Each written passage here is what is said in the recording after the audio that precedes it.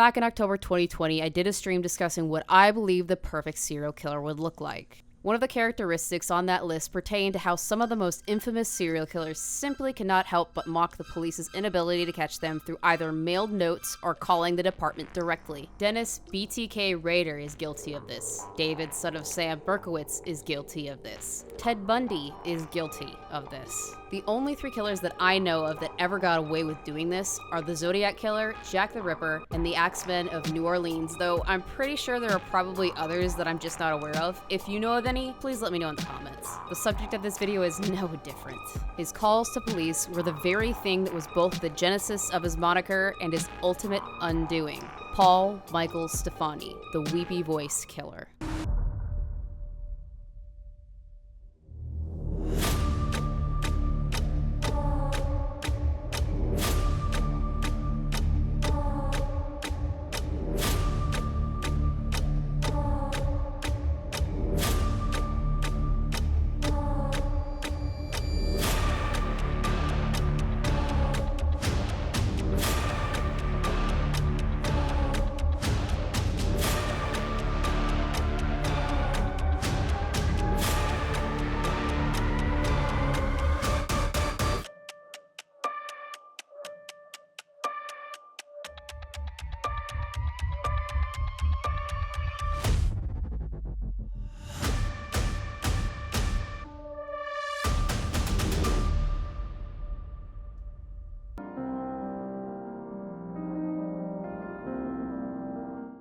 Paul Michael Stephani was born in Austin, Minnesota on September 8, 1944, as the youngest of 10 children to devoutly Catholic parents. His parents would unfortunately divorce very early into his life, and by the age of 3, his mother remarried, the family moving to a 5-acre plot of land. Like many serial killers, Stephani claims in a report to the St. Paul Pioneer Press that his stepfather was physically abusive to him and his siblings. He would even point out specifically that he would be severely beaten and thrown down the stairs of his home. Not much is known about his childhood, but there are a few key events in his early adult life.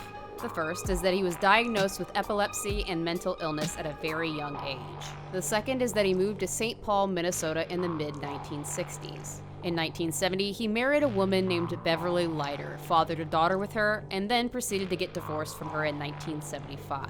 It is speculated that because of his Catholic background, the overwhelming shame of divorce attributed to his more violent future. His shame was rather brief, as not long after he got the divorce, he began to date an unnamed Syrian girl. His violent tendencies started to surface in 1976 when he was convicted of aggravated assault and was noted as having a history of mental illness. What that mental illness is widely speculated, and from what he says later on about having voices in his head, I would kind of assume that he might have been schizophrenic. Then again, why would I be inclined to believe a serial killer who constantly lies? He would then start to lose multiple jobs, one of which being a janitorial position at the Malberg Manufacturing Company that ended in his firing in 1977. Around the same time, his girlfriend's family sent her back to Syria against her will for an arranged marriage, and Stephani didn't take that very well. He felt utterly betrayed because at the time they'd been dating for 4 years and he was looking to marry her. Many also speculate that this is the other reason that he became so violent. Personally, I think this is the reason why he became a serial killer. He couldn't handle his ineptitude both professionally and romantically, so he took it out on poor,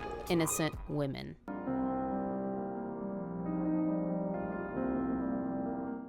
At 3 a.m. on New Year's Day in 1981, the first unfortunate victim was 20-year-old student Karen Podek in St. Paul. While she was walking home from a party at her sister's place, out of nowhere, Stephani would attack her off Pierce Butler Road near the Malberg Manufacturing Shop. You can now remove the pin I put in earlier. She was severely beaten around the head and neck, stripped nude, and left to die in a nearby snowbank. Stephani would then make his very first Weepy-Voiced phone call to the police, saying the following. Yes, please, this is an emergency. Please send a squad to Pierce Butler Road, Malberg Manufacturing Company, machine shop.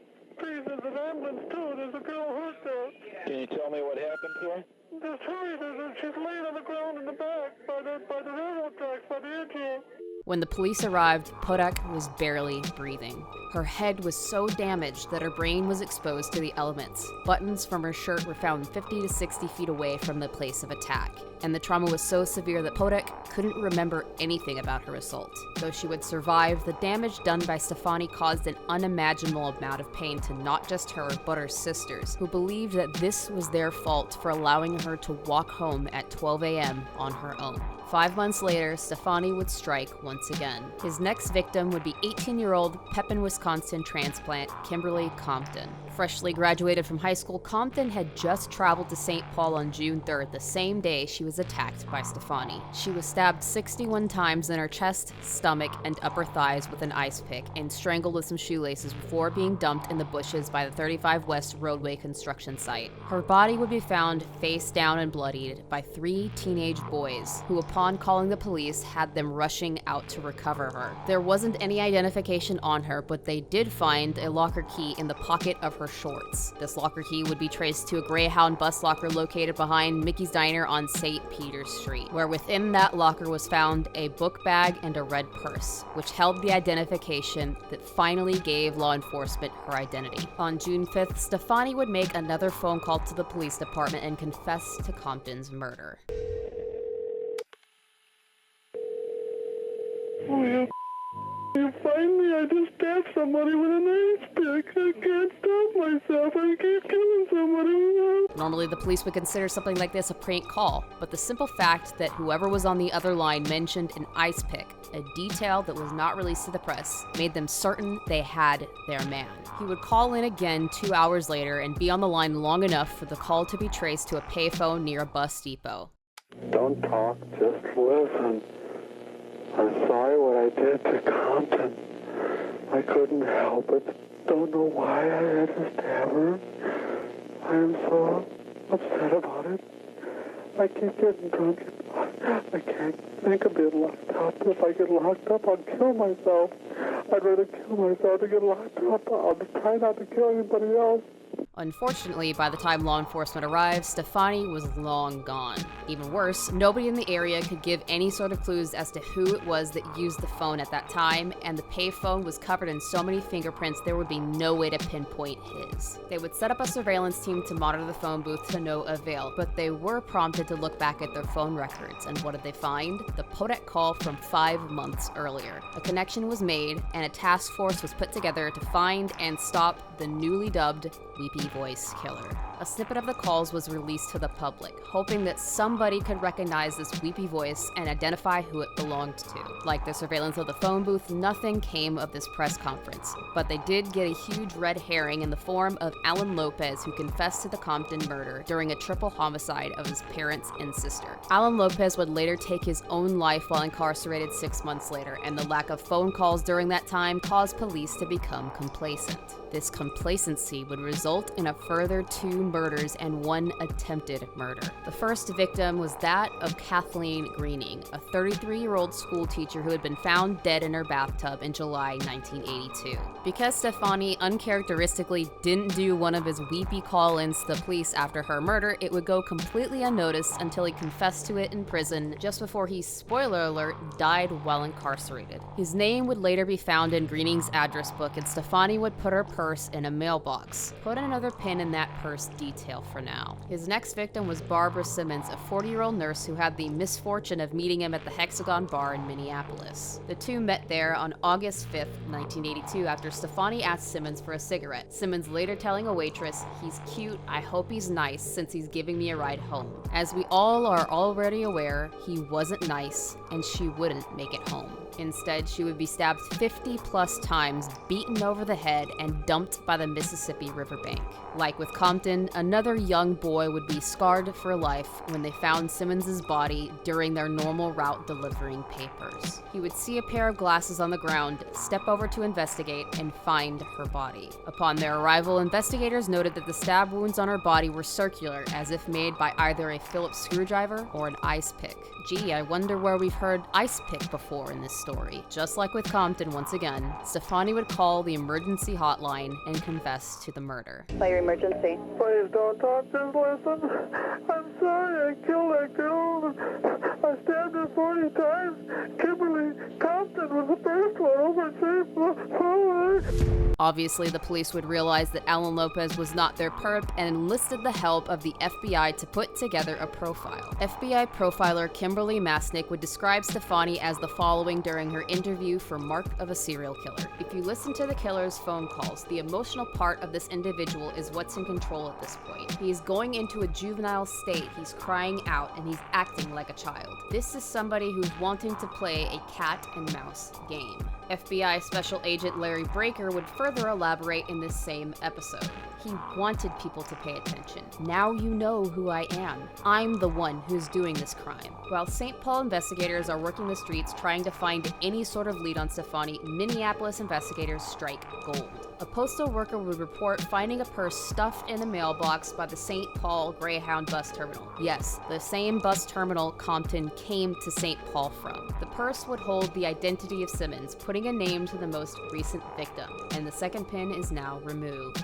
Investigators will be led to the Hexagon bar where Simmons was last seen, and a description of Stephani was given by one of the bartenders there that night. A muscular, 6-foot-tall white man in his early 40s with a mustache. Officers would go through 147 mugshots and narrow them down using the description given, coming up with 8 total that could be brought to the bartenders from which Stephani was emphatically identified. Stephani was immediately put under surveillance by St. Paul PD, eventually tailing him to Minneapolis, where he was then lost on August 21st, 1982. Losing him would be a vital mistake by law enforcement. Just after he lost the officers tailing him, Stephani would come across 21-year-old Denise Williams, a sex worker who would step right into the lion's den as she got in his vehicle. Once their business was concluded, Stephani offered her a ride home, but ended up taking her to an area full of warehouses in East Minneapolis. Williams would realize that something was very wrong with the situation, but not soon enough, as Stephani pulled over, pulled a screwdriver from his glove compartment, and proceeded to stab her repeatedly. In the struggle, Williams would pick up an empty Coke bottle and bash Stephani over the head with it, attempting to escape by rolling out of the vehicle.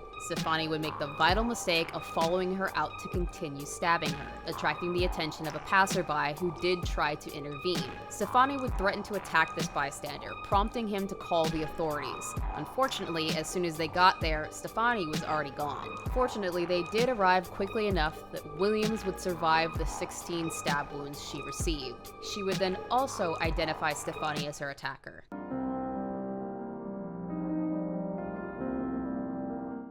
Stephani returned home and noticed that the blow to his head had caused serious bleeding, prompting him to call for medical aid. Need an ambulance? Where? 1505 Westminster? 1505 Yes. Westminster, what's the problem? I'm all cut up. I got beat up. What's your apartment number? 208. I'm bleeding 208, where are you bleeding from? from my arm, my face, my head. This call would be his undoing, and he was arrested as soon as medical aid was rendered. He was then interrogated by Detective Don Brown, who would describe the events that occurred during this interrogation in his interview for Mark of the Serial Killer. When I asked him about his face, he claimed that he was the victim of an assault and robbery. I was trying to make him at ease and talk about him being the victim of a robbery. His voice at the time was low, but when I went over and opened up the file case, I had photographs of the victims, and when he saw that, he looked up at me, and his eyelids started fluttering, and I could almost see that he was envisioning the homicides over again in his mind. And he got up out of his seat and looked at me and said, "You're not gonna pin those on me!" And his voice immediately changed and went to a high pitch. Right away, it struck me as the voice that I heard on the recordings. In all my past experience up to that point, I had never seen any person change personalities in front of me. I knew I had him. Stephani would be arrested for assault and murder. District attorneys would only push forward one assault charge for the Williams incident and a murder charge for Simmons' murder. Because of the lack of evidence in the Poddick assault and the Compton murder, and them not knowing about Greening at the time, they decided it would be more beneficial for the case if they didn't charge Stephani with those two crimes. Stephani would stand trial for these charges in the Hennepin County Courthouse in Minneapolis, Minnesota, February 28, 1984, where the entire case hinged on the recordings of his calls to police. The expert witness that the prosecution wanted to bring forward to testify to the voice analysis done on these calls was dismissed due to it feeling too probative, so they decided to do the next best thing: call Stephani's sister to the stand. Upon hearing these tapes, she'd break down in tears and state that the voice in them belonged to her brother. It's believed that this testimony alone was responsible for Stephani being sentenced to 58 years in prison, 18 for the Williams assault and 40 for the Simmons murder. And then things went quiet for the next decade after the conviction, until he made a phone call to St. Paul PD in 1997.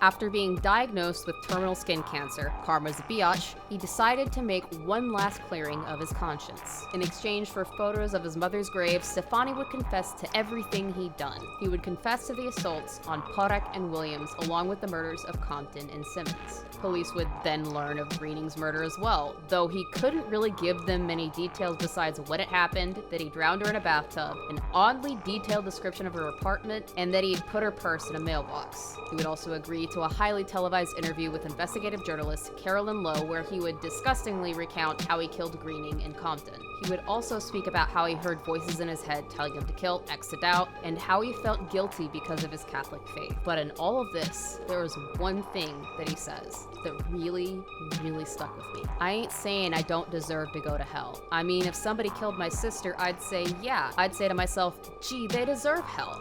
But I just say it's up to God. And God would come to collect on June 12, 1998, when Stephani passed away in the infirmary of the Oak Park Heights maximum security prison. Looking back at everything we've covered in this case, I very much agree with those involved. Paul Michael Stephani wasn't calling the police after his crimes out of genuine remorse. He was purposefully taunting them in an arrogant attempt to play games with law enforcement. He didn't believe he would ever get caught, and that was his inevitable downfall. It's almost poetic that he suffered from one of the most painful illnesses one could endure, as if it was divine punishment for his sins. I'm gonna leave you with those final thoughts. Until next time, sweet nightmares. I just wanted to take the time to thank my Patreons and channel members. Your support is so appreciated. If you are not a channel member or Patreon and you would like to become one, there's a link in the description below. All channel members and Patreons receive 24 hours early access to all content posted on both of my channels. And all Patreons or channel members of the $10 Hellhound tier can request one horror-related video or stream topic, or one horror-related game that I play on my live streams on Tuesdays and Thursdays. Again, thank you so much for supporting the channel and the content that I make.